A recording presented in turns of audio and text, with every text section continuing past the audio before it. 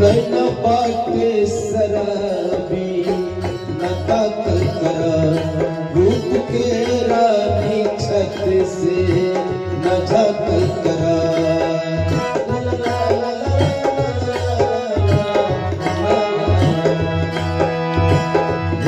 नैना बाटे शराबी न ताकल करा, रूप के रानी छत से